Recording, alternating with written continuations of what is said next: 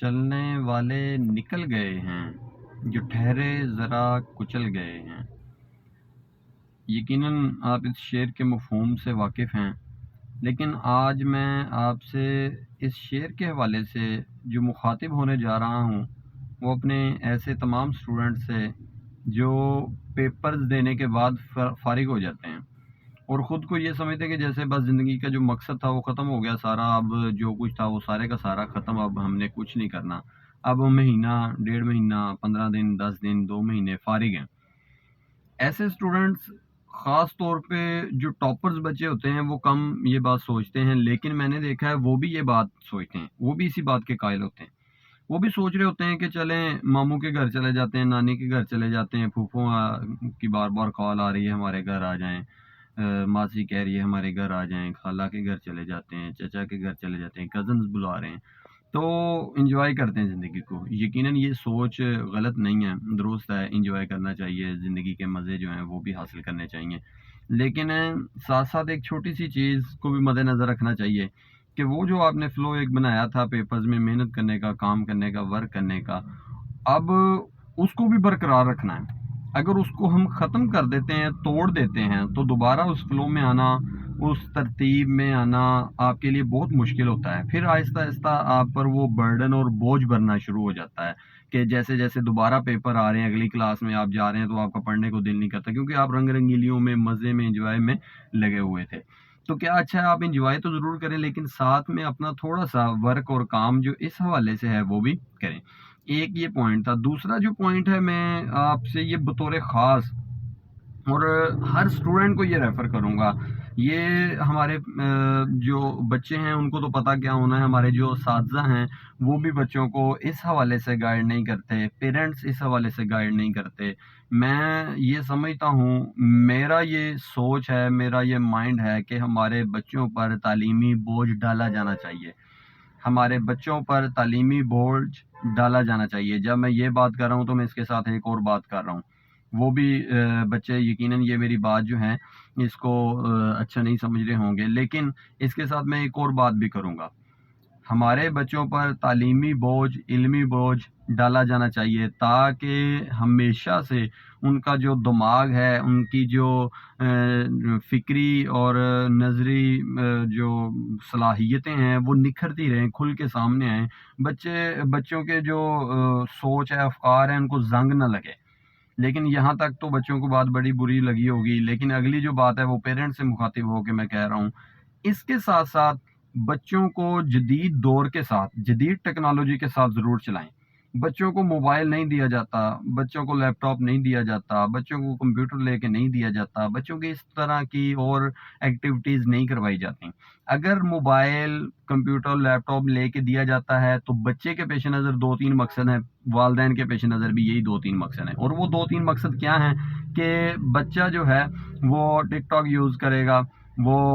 Pub جی game یا کوئی ادھر ادھر کی اور اس قسم کی گیمیں کھیلے گا، یا اس قسم کی اور ایکٹیویٹیز کرے گا، فلم میں ڈرامے دیکھ لیے، گانے سن لیے، بس یہ ہے۔ اس وجہ سے بچے کو موبائل، لیپ ٹاپ وغیرہ کے لیے منع نہ کریں، اصل میں یہ پیرنٹس کا اپنا قصور ہے کہ انہوں نے چیک اینڈ بیلنس نہیں کیا، بچے کو یہ تربیت ہی نہیں کی کہ تو نے ایک چیز ہم دے رہے ہیں، اس کا تو نے نیگیٹو یوز کرنا ہے یا پوزیٹیو یوز کرنا ہے، اس کی چیک اینڈ بیلنس ہی نہیں رکھا کہ بچہ اس کا نیگیٹو یوز کر رہا ہے یا پوزیٹیو یوز کر رہا ہے، اس کا یوز دیکھیں وہ کیا اور کیسا کر رہا ہے، اس کو لے کے ضرور دیں تاکہ وہ جدید دور کے ساتھ ساتھ چلے۔ ورنہ کیا ہوتا ہے، آج ہم موبائل نہیں لے کے دیتے، بچہ فرسٹ ایئر سیکنڈ ایئر میں 9 10 میں پہنچ گیا، 2 3 4 سال بعد جب ہم اس کو موبائل لے کے دیتے ہیں تو وہ زمانہ چینج ہو چکا ہوتا ہے، اس سے آگے کوئی اور ٹیکنالوجی، کوئی سافٹ ویئر آئے ہوئے ہوتے ہیں، بچے کو پچھلے کا ہی نہیں پتا ہوتا۔ تو ذہنی لحاظ سے، فکری لحاظ سے، نظریاتی لحاظ سے بچہ پیچھے ہے، ہم نے خود بچے کو پیچھے رکھ لیا، کس وجہ سے؟ نہیں نہیں، یہ تیری ضرورت ہی نہیں ہے، تو نے یہ کام کرنا ہی نہیں ہے۔ دیکھا جائے تو بچے کی وہ ضرورت ہے، بچے کی وہ ضرورت تھی اور بہت ضرورت تھی، لیکن ہم نے اس کو خود۔ اب یہ جب میں نے 2 باتیں کی ہیں تو بچوں کو خود سمجھیں، صرف موبائل لینے کے چکروں میں ان ڈیز میں اپنا یہ کام نہ کریں، بلکہ اس کے بہت پازیٹیو پہلو بھی ہو سکتے ہیں۔ اور پھر خاص طور پہ جو میں بات کرنے جا رہا ہوں، جو میں نے آج یہ بات کی ہے کہ جیسے ہی امتحانات ختم ہوتے ہیں تو بچے کچھ بکس کا انتخاب کریں، لائبریریز کا رخ کریں ایک آدھ بک لازمی پڑھیں، کتاب ایک لازمی پڑھیں، کوئی بے شک چھوٹی پڑھیں بے شک بڑی پڑھیں، ایک کتاب 2 کتابیں، یہ بچوں پہ ڈپینڈ کرتا ہے، پیرنٹس ان کو. اور کتابوں میں بہت ساری بکس ہو سکتی ہیں جن میں خاص طور پہ آپ کے لیے قرآن پاک ترجمہ کے ساتھ ہو سکتا ہے. یہ جب اس قسم کی بات کی جاتی ہے تو پھر مذہبی ایک وہ مذہبی ٹچ آ جاتا ہے، لیکن مذہبی ٹچ کی بات نہیں کر رہا، ہم مسلمان ہیں، ہمیں تعلیمات ہونی چاہیے. اور خاص طور پہ اسلامک ہسٹری پڑھیں، آپ تاریخ پڑھیں، تاریخ کوئی بھی ہو سکتی ہے، انسانی تاریخ ہو سکتی ہے، مذاہب کی تاریخ ہو سکتی ہے، بہت ساری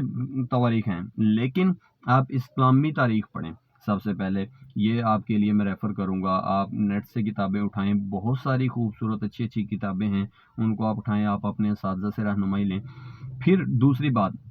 میں نے 2 باتیں کی. نمبر 1 یہ کہ آپ علم و ٹیکنالوجی کے ساتھ، جدید دور کے ساتھ چلیں. یہی دور ہوتا ہے نصاب کو چھوڑ کے، یہی وقت ہوتا ہے جب ہم نے نصاب کا بوجھ نہیں ہوتا تو ان چیزوں کو پڑھنا ہوتا ہے. دوسرا، میں نے آپ کو بکس پڑھیں، اور بکس میں خاص طور پہ اسلامک ہسٹری پڑھیں. جو بڑے لوگ گزر گئے ہیں ان کے خاکے پڑھیں، ان کے تعارف پڑھیں، ان کی کتابوں کو دیکھیں کہ ان کی زندگی کے معمولات کیا تھے، وہ بڑے کیسے ہوئے ہیں.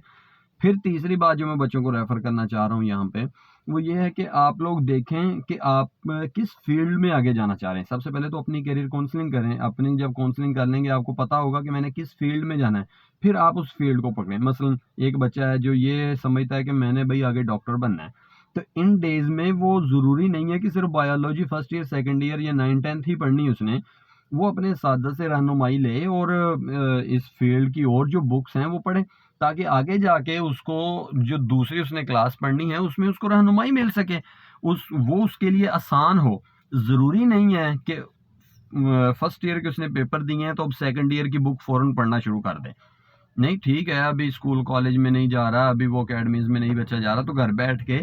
وہ سیکنڈ ایئر کی بک، اس کے علاوہ کوئی اور بھی تو بک اٹھا کے پڑھ سکتا ہے نا، جو اس کی فیلڈ کے 20 نہیں سینکڑوں بکس ہوں گی. تو وہ پڑھے بچہ، اپنی فیلڈ، اپنی جو جس میں وہ جانا چاہ رہا ہے اس پہ مہارت حاصل کرے، اس میں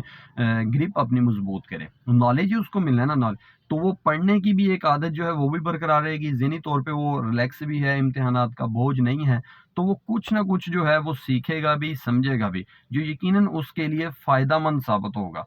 تو میں نے آج کی اس ویڈیو میں 3 باتیں بچوں سے کی ہیں جو بہت ہی میرے خیال میں امتحانات سے جو بچے فارغ ہو رہے ہیں ان میں نے کمی دیکھی ہے. تو میں اپنے اس ویڈیو سے کے توسل سے میں بچوں کو یہ اعلان کر رہا ہوں، ان کو موٹیویٹ کر رہا ہوں، ان کو اس طرف کو لے کے آ رہا ہوں کہ آپ بچوں یہ کام کریں جب تک کہ آپ کا نصاب شروع نہیں ہوتا. جب نصاب شروع ہو بھی جاتا ہے پھر بھی آپ کے پاس اتنا تو وقت ہوتا ہے کہ آپ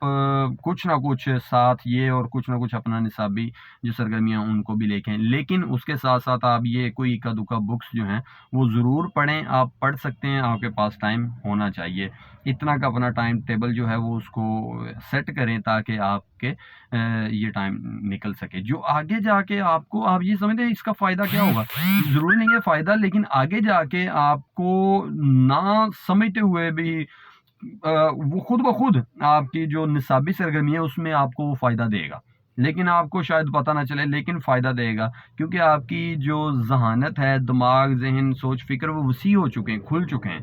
علم کا سب سے بڑا فائدہ ہی ہے. مجھے امید ہے کہ اسٹوڈنٹس میری اس بات کو فالو کر چکے ہوں گے، سمجھ چکے ہوں گے، جو میں پیغام دینا چاہ رہا ہوں وہ پیغام بچے سمجھ چکے ہوں گے. تو انشاءاللہ آپ دیکھیں، اپنے اساتذہ سے رہنمائی لیں، اور جو بھی بکس آپ پڑھنے کا سوچیں مجھے کمنٹ کر کے ضرور بتائیں. جو بکس آپ پڑھ رہے ہیں وہ کمنٹ کر کے ضرور بتائیں. اللہ آپ کو حامی ناصر ہو.